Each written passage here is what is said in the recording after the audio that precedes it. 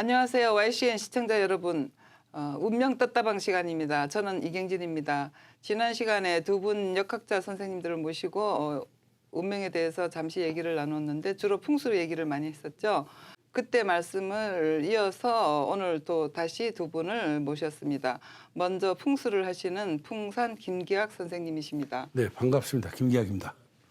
네, 그리고 신통 김은둥갑 프로그램을 개발하신 김정구 교수님이 오셨습니다. 네, 안녕하세요. 안녕하세요. 김정우입니다. 지난 시간에 명과 운에 대해서 얘기하면서 그 큰 틀에서 이렇게 얘기를 했는데 풍수에 대한 질문이 많았었죠.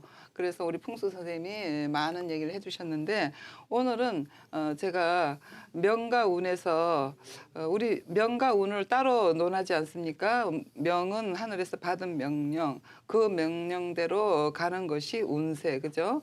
그래서 명운에 대해서 따로 이제 분류를 하고 따로 구별하여서 명은 어쩔 수 없는 것이지만 운은 이렇게 바꿀 수도 있고 바꿔질 수도 있고 그죠? 그대로 갈 수도 있고 여러 가지 방향성이 있게 되겠죠. 그래서 그 운에 대해서 개안하는 것에 개운하는 것, 그 운을 개운하는 것이 필요하다면 그런 방법이 있는지 각자 선생님들이 하시는 방법은 무엇인지 그런 거를 좀 말씀해 주셨으면 시청자 여러분께서도 도움이 되고 참고가 되실 것으로 믿습니다. 그러면 명과 운이 어느 것이 더 중요한가? 그 문제에 대해서 두 분 선생님 말씀들 해주시겠습니까? 제가 먼저 말씀드리겠습니다. 네. 명이라는 것은 우주의 어떤 에너지를 받아서 생성된 물질이라고 생각을 합니다. 근데 그 물질 안에는 생명도 포함되는 것이죠. 네. 요컨대 고대인으로 생각을 해보면 고대인도 사람이었습니다. 사람인데 현재보다 뇌 구조가 작았고 그리고 현재보다 이렇게 직립해서 약간 기울어져 있었고 이렇게 살아가게 됩니다. 그런데 이제 명이 이제 운보다 강하다 하면 그 고대인은 그 상태로 현재까지 왔겠지요. 그러니까 저는 어떻게 생각하냐면 인간이 진화를 해서 고대인이 현재까지 왔다면 이것은 운의 작용이다. 운의 작용이 있기 때문에 현재로 얘기하자면 이게 진화다. 끊임없이 진화를 해서 현대까지 이르게 된 거라고 생각을 하기 때문에 저는 우리 인간에게 있어서 적어도 네. 뭐 큰 틀 뭐 다른 동물은 얘기할 거 없고 우리 인간에게 있어서 명하고 운이 있는데 명보다 운이 더 크게 작동을 하고 있고 또 운이 우리를 끊임없는 희망으로 몰고 미래를 향해서 몰고 있다고 생각을 하고 있습니다. 네, 정해진 숙명론 같은 것보다는 훨씬 타당하게 들립니다. 일리 있는 말씀이에요. 우리 김 교수님은 어떠세요? 예, 좋은 말씀. 그러니까 좋은 말씀 아주 좋습니다. 네. 그러니까 운보다 만약에 명이 강하다면 옛날 그대로 했을 것이고 또 진화도 없었을 것이다. 그렇기 때문에 우리가 어떤 우주 혹은 전생의 어떤 기운을 받아서 다시 환생이라든지 어떤 태어났을 때 어떻게 운을 개척하고 또 자기 능력을 개발하고 살아가는 것이 중요하지 않느냐. 그러니까 운이 더 중요하다 이런 말씀하신 거죠. 근데 이제 저는 제가 바라보는 것은 실제 명과 운을 또 이렇게 또 분리해서 바라보지는 않습니다. 그러니까 그렇죠. 제가 바라보는 틀은 그 운 안에서 명이 놀고 있다고 생각을 하고 있습니다. 그러니까 과거 유명한 고승이 했던 구마라 집이라는 고승이 이런 얘기를 합니다. 번뇌시 도장이라는 얘기를 해요. 그러니까 번뇌는 도의 놀이터라는 그런 얘기를 해요. 저는 좀 이걸 좀 바꿔서 얘기하겠습니다. 명은 운의 놀이터라고 얘기를 할 수 있습니다.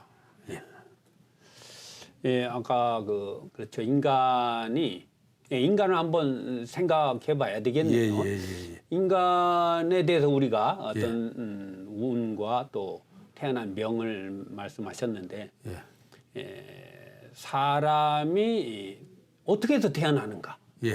그것도 한번 해볼까요? 그렇죠. 사람이 어떻게 태어나는지 도대체 중요하겠죠. 사람이 최초에 어떻게 태어났을까요? 예. 이게 이제 동물도 있고, 예. 뭐 식물도 있고, 예. 수많은 그런 생명들이 있는데, 아까 말씀하신 대로 어떤 인간이 진화론, 예. 다윈의 진화론도 있고, 또 하나는 뭐 소, 개, 돼지 많은 동물이 태어나다가 사람도 어느 순간 태어났다 하는 자연 발생설도 있죠. 예. 또 하나는 제가 알기로 성유설도 있는 것 같은데 어느 별에서 갑자기 뭐 우주인이 왔다든지 하늘의 번개가 어떻게 뭐 단백질이 최초에 생성돼서 이렇게 하다가 또 사람이 생겼다. 또 하나는 또 유전설 뭐 이런 식으로 돼 있죠. 사람이 그렇게 태어날 때 어떤 태어나는 그런 명도 중요하지만 개운도 있다고 그러는데 그러면 똑같은 사주를 갖고 태어난 사람이 우리가 19세기에 태어났는데 어떤 16세기나 다른 시대 혹은 미래에 태어나면 운도 바뀌나요? 틀림없이 바뀌죠. 네. 그러니까 운이라는 것은 대체적으로 우리가 여러 가지 각도에서 바라볼 수 있습니다. 어쩔 때는 기후가 될 수 있고, 어쩔 때는 그 환경에 대한 지리가 될 수 있고, 어쩔 때는 우연히 번쩍하고 떨어지는 벼락도 운이 될 수 있습니다. 그러니까 똑같은 그러니까 현재 운명학자들이 얘기하는 그러니까 사주학자들이 얘기하는 주명학자들이 얘기하는 똑같은 사주를 갖고 태어났어도 장소가 틀리고 기후가 틀리고 또 장소 기후가 같다고 해도 그때 우연히 번개불에 번쩍하는 것을 보고 태어난 사람과 그렇지 않은 사람은 또 다른 길을 가고 있고 또 다른 형태의 또 사람이 만들어지고 있다라고 볼 수 있습니다. 이걸 큰 틀에서 얘기하면 이렇게 얘기할 수 있죠. 사람이 이제 우연히 우주의 기운이 어쩔 때는 돼지로 태어나게 할 수도 있고 사람으로 태어나게 할 수도 있고 식물로도 태어나게 할 수 있고 불교의 유네스라고 좀 비슷하게 그렇게 태어날 수도 있습니다. 그런데 왜 어떤 에너지는 사람으로 태어나고 어떤 에너지는 왜 돼지가 되는가? 이것도 운의 작용입니다. 운의 작용이죠. 예. 그런데 물론 이제 그것은 우리가 거기까지는 깊이 이제까지 과학적으로나 학문적으로나 증명을 할 수 없으나 얘네들도 어떤 시스템이 틀림없이 있을 것이다. 예. 이렇게 이제 크게 쳐다보고 있는 것으로서 저는 실제는 운이 명을 끌고 가는 구조지 명이 운을 견인하는 구조는 아니다. 적어도 이렇게 생각하고 있습니다. 그럼 운을 뭐 개척하자. 운이 언제 열리느냐. 근데 제 운은 어떻게 해야 바뀌느냐 하는데 원래 운자가 무슨 뜻인가요? 제가 알기로는 운자라는 게 그 군사 군자에다가 그 척자를 쓰잖아요. 받침대요. 그러면 이제 어떤 군대가 행진하는 모습이라고 할 수 있어요. 그래서 아마 운세, 기세 이런 얘기를 하는 것 같아요. 제가 개인적인 생각입니다. 그냥 한자를 파자했을 뿐이에요. 군대 군자는 또 안에 술의 거자가 있고 거의 덮을맥자가 있잖아요. 그러면 이제 어떤 그 모든 뭔가를 갖춰서 딱 포장을 한 다음에 길을 떠나는 거죠. 그래서 그게 우리 인생 여정이 쭉 정해지잖아요. 명리학에서는 대운 숫자를 정하고 10년마다 운을 바꾸면서 쭉 나가고 자미두수는 120년을 하던데 그 김문둥갑은 또 그 방향에 따라서 나이가 또 다르죠. 그런 식으로 어떤 그 태어난 명예에서 주어진 것이 있을 거 아니에요. 그 사람의 화나 복이나 그죠? 길이나 흉 이런 것들을 가지고 어떤 길을 가는 여정으로 봅니다. 저는 운자를 그렇게 봅니다. 군대가 그러니까 간단하게 말하면 군대가 행진하는 모습. 그래서 그 기세가 강한가, 걸림돌은 있는가, 매복은 있는가, 어떤 공격을 받는가, 자기가 순탄하게 나아갈 수 있는가. 저는 운자를 그냥 개인적으로 그렇게 생각하고 있습니다. 그러면은 군대가 움직일 때 예를 들면 이제 군사가 군인들이 많이 있을 때 멀리 있으니까 네. 소리를 들을 수 없죠. 네. 그래서 깃발로 신호를 한다든지 그렇죠. 혹은 북이나 어떤 음악 소리로 이렇게 지휘하고 그러는 거죠. 네. 그러면 지휘하는 어떤 주체도 있는 거네요. 네. 그것을 이제 사주의 일관으로 볼 수 있죠. 그 사주라는 것은 또 명을 받았잖아요. 그 명이란 글자가 또 무릎을 꿇고 앉아서 말씀을 듣는 그런 형상이에요. 그래서 그 말씀은 무슨 말씀이냐면 하늘의 말씀. 그래서 명을 받고 이제 태어나는 거죠. 그래서 그 일간이 주체가 되어서 그 길을 가는 것입니다. 군사로 가는 것이죠. 그래서 얼마나 무엇을 잘 갖추고 또 군대라는 것이 그냥 행진만 할 때도 있지 않습니까? 그리고 또 고난과 역경이 있으면 그것을 해결하면 영광을 성취할 수 있죠. 편안하게 가는 것이 다 좋은 것만도 아니고 어렵고 힘들다고 해서 못 해낸다는 것도 또 다 맞지는 않습니다. 개인적인 생각입니다. 그럼 그 사주를 흔히 이제 명리학 그러지 않나요? 추명화, 네, 네. 자평명리 여러 이제 이름이 있겠는데 네, 네. 그러면 예전에는 그러니까 태양력 어떤 아라비아 숫자로 따지는 그런 거 없었을 때는 옛날에는 당사주를 많이 보지 않았나요? 예, 그러니까 아주 예전에는 당사주를 봤다고 들었습니다. 그러면 명리학이라는 것이 언제 그 명리학이 명대에 주로 많이 또 발전을 해서 그렇게 말을 부르는 건가요? 그 이전부터 기원은 제가 한번 말씀드릴까요? 이제 이 당사주는 누구로부터 생겨났다는 것은 서적에 찾아볼 수 없습니다. 그런데 대충 당사주는 당대 이어중이라는 사람에 의해서 당사주가 많이 펼쳐졌다라고 얘기하고 그 이어중 선생에 관해서는 또 한유라는 당대의 시인이 묘갈명을 또 써주기를 해요. 이군지명 해가지고 열에 한둘이 틀리지 않았다. 아주 그 묘갈지명이 대충 여러 사람이 배우기 원했으나 열 중 한둘도 배우기 힘들었다 이런 얘기를 또 묘갈명에 나와 있다고 합니다. 그래서 우리가 이제 흔히 이제 사주하는 얘기가 실제는 이제 이어중 선생 때부터 이 추명학을 공부하는 사람들은 많이 접하게 되고 그 당나라가 이제 또 이제 무너지지요. 무너지면서 이제 송나라로 오후 19국을 거쳐서 또 송나라로 들어옵니다. 송나라를 들어오면서 이제 이게 송나라 이제 초기에 서자평이라는 또 한 명의 또 인물이 등장을 합니다. 그 서자평은 좀 특이한 이력을 가진 사람이에요. 어떻게 보면 반 도가도 같고 반 불가도 같고 속인도 같은 인물인데 서자평에 대해서 또 찾아보면 서자평의 얘기가 나오기를 뭐라고 나오냐면 화산에서 학대통이라는 도인이 굴을 팠는데 서자평이 그 굴을 달라.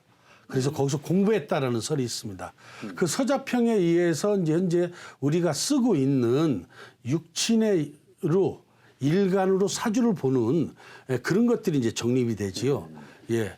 그래서 이제 그 뒤에 이제 송나라 때 또 많은 또 뭐 만민육이나 이런 분들이 많이 나오게 되고 그러면서 송 때 이제 이 사주의 기틀이 거의 다 잡히고 명청 때 와서 이게 거의 폭발을 하게 되는 겁니다.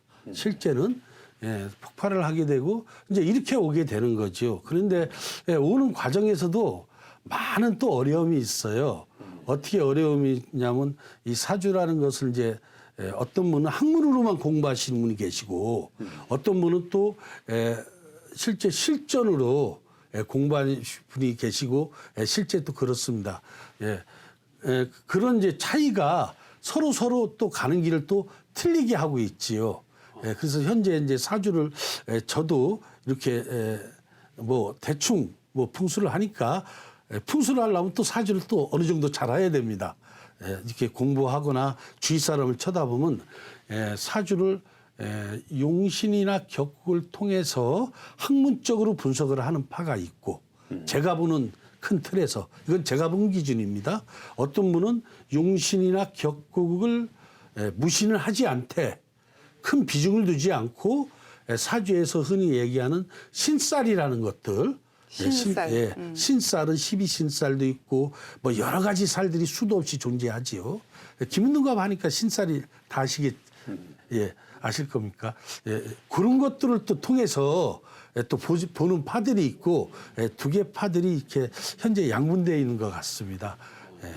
그러면은 이제 오늘 개운 뭐 이러는데 늘 누구나 궁금하지 않습니까? 언제 내가 운이 좋아지고 운을 또 어떻게 개척해야 되는지. 그러면 이제 사주를 이끄는 주체가 일간이라고 하셨는데 그러면은 대운도 중요하겠지만 해마다 바뀌는 이제 세운도 있는데 그러면 세운을 먼저 생각해야 되는 건지 아니면 대운을 봐야 되는 건지 어떻게 하는 건가요?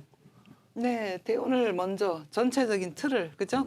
대운이 환경이라고 그러죠? 그렇죠. 네, 그 환경, 대운 주어진 운에서 그 다음에 그 대운이라는 게 10년마다 오잖아요. 10년마다 주로 바뀌어요.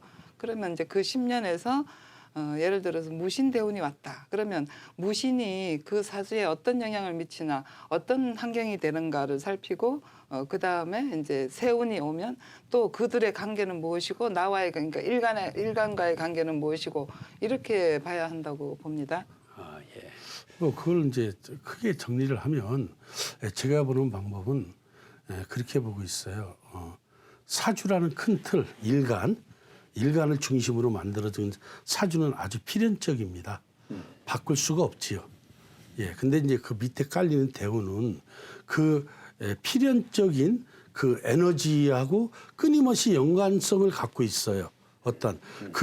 그러니까 사주가 운을 움직이는 게 아니라 그 밑에 깔리는 대운이라는 것이 일간 또 그 나머지 사주나 팔자라는 것을 움직이게 되죠. 그걸 개연적이라고 얘기를 할 수가 있습니다.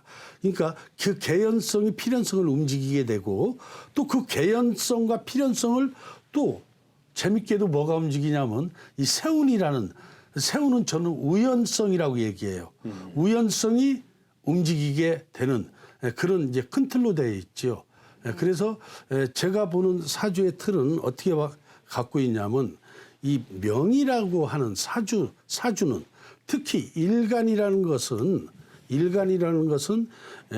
이 달걀로 보면 달걀에 노른자에 붙어 있는 씨앗과 같은 놈이다. 그런데 그 씨앗을 감싸고 있는 노른자와 흰자가 있는데 노른자와 흰자가 있는데 그 흰자와 노른자는 즉 말해서 대운이라는 개연성을 갖고 있고 그리고 또 이것을 전체로 감싸고 있는 게 그 우연성이라는 세운이라고 저는 그렇게 보고 있어요. 그러니까 즉 말해서 제가 보는 관점은 세운이 딱 깨지면 모든 게 다 날아가겠지요. 그러니까 저는 이렇게 사람을 이렇게 보거든요. 운명적으로 죽는 게 아니라 우연히 죽는다. 우연히 죽는다 이렇게 보고 있어요. 코로나에 걸렸는데 코로나에 걸리면 죽을 확률이 예를 들어서 15%가 된다고 하면 그 15% 안에 들어가서 죽는 사람이 우연적으로 들어가서 죽는 거지 너는 필연적으로 코로나를 걸렸으니까 15% 안에 다 집어넣을 수가 없는 거지. 저는 이제 이런 틀로 보고 있습니다. 그러면 김은동갑에서도 이렇게 사주를 보죠. 예, 그렇습니다. 명국이라고 해서 네. 원래 그 아까도 말씀하셨는데 운자라는 것이 군대를 부리고 훈련하고 전쟁을 위해서 이제 이렇게 그런 어원이 그렇게 됐다고 하셨는데 특히나 김운둔갑은 제갈공명으로 유명한데 전쟁에서 네. 많이 썼죠. 네. 날짜와 어떤 시간이라든가 그래서 특히 이 자평명리 대운법과 다른 것은 5년 단위, 10년 단위가 아니고 네. 각 국마다 1년부터 9년까지 좀 다르게 봅니다. 네. 예. 변화가 많은 것으로 보여요. 그래서 예. 김운동갑인 것 같아요.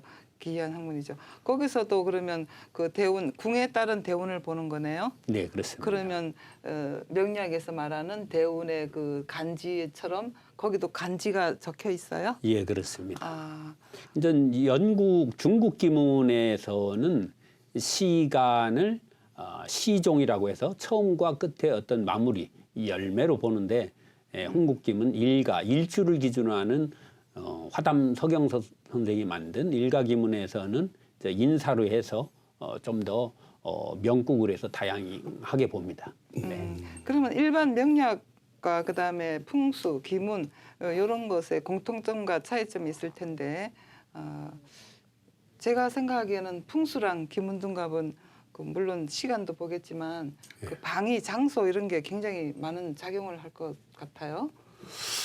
그 전에 이제 제가 생각하는 기문은 사실 풍수는 기문하고 관계가 돼 있습니다. 맞습니다. 그러니까 이제 풍수를 저는 어떻게 표현하자면 현대로 얘기하면 종합 엔터테인먼트처럼 모든 것이 다 집약된 게 풍수로 귀결된다.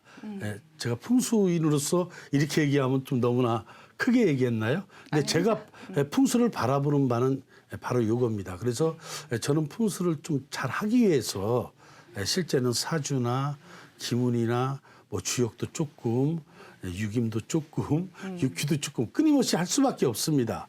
그런데 과거에 제가 이제 어떻게 또 한번 풍수 때문에 기문둔갑을 한 몇 년 해본 적이 있는데 그때 제 생각을 얘기하겠습니다. 기문을 잘 보고 못 보고는 저는 잘 보지는 못하는 사람입니다. 그때 제 생각은 기문 공부를 하면서 이거는 각 개인의 운명을 보는 것으로 특화된 학문이 아니라 단체의 운명을 보기 위해서 특화된 학문이구나라는 것을 많이 생각을 했습니다. 그러니까 예컨대 기문이라는 게 우리가 주로 많이 쓰였던 것이 과거에 민족 간, 국가 간, 부족 간의 전쟁이 빈번하게 일어나서 그 전쟁을 수행하는 과정에서 사실 기문둔갑이 발전했다고 저는 역사적으로 보기 때문에 그렇게 된다고 하면 이 기문둔갑을 이용해서 군대를 진을 치거나 요컨대 그 유명한 제갈량이 쳤던 팔문금세진 같은 경우 장사 지진권 같은 경우 이제 이렇게 만약에 친다 하면 이것은 내가 제갈량 개인을 위해서 아니면 사마의 중달 개인을 위해서 치는 게 아니라 어떻게 해요? 총나라 전체 국민을 위해서 이 나라 전체 국민을 위해서 쳤기 때문에 이것은 전체 단체의 운명을 이렇게 조망하는 학문이구나라는 생각을 많이 접했습니다. 근데 아까 선생님이 이제 말씀한 대로 그 뒤에 또 홍국기문을 또 조금 접해봅니다. 홍국기문을 접해보니까 아까 말씀하신 대로 그대로 그쪽으로 가는 거죠. 아이고 좋은 말씀. 감사합니다. 개인의 인사 쪽으로 막 가는 걸 볼 수 그렇죠. 있습니다. 개인의 운이 아무리 좋아도 개인의 운은 가족에 기속되고 가족의 운은 사회에 기속되며 사회의 운은 국가에 기속되고 그렇죠. 국가의 운은 세계의 어떤 정세에 영향을 받는다. 근데 전 운도 아까 말씀하신 것처럼 풍수질이라는 것이 종합적인 어떤 그런 것을 다 아우르는 학문 같은데 그래서 고인들은 그런 말이 생각나네요. 그 시환 혼동각 중에 동. 그러니까 우리가 이 시대 19세기에 태어났는데 아까 제가 잠깐 초대에 말씀드린 것처럼 어떤 미래에 태어나거나 그 전에 태어나면 좀 바뀔 수도 있느냐 이랬었는데 그 중에서도 동. 왜 이 시대에 한국에 태어났느냐. 북한도 아니고 그렇죠. 유럽도 아니고 그렇다고 본다면 그 지리의 중요성. 물론 구궁도 이제 방위, 어떤 때와 방위, 우주, 시간과 공간 개념에서 시공착종하는 학문이라고 그러는데 그렇게 봤을 때 이 풍수지리는 더군다나 이렇게 아파트도 많이 생기고 엄청난 변화가 비약적으로 있는데 어떤 풍수지리의 어떤 양택은 더욱 중요해지는 것 같습니다. 제가 그쪽은 잘 모르겠지만. 오늘 두 분 선생님 모시고 말씀을 들었는데 목표했던 개운 얘기는 아직 안 나왔습니다. 그런데 선생님 말씀 중에서 왜 지금 이 시대에 이 땅에서 태어났나가 개운하고 굉장히 관련이 깊은 것 같습니다. 그럼 오늘은 여기서 마치기로 하겠습니다. 선생님들 수고하셨습니다. 감사합니다. 수고하셨습니다.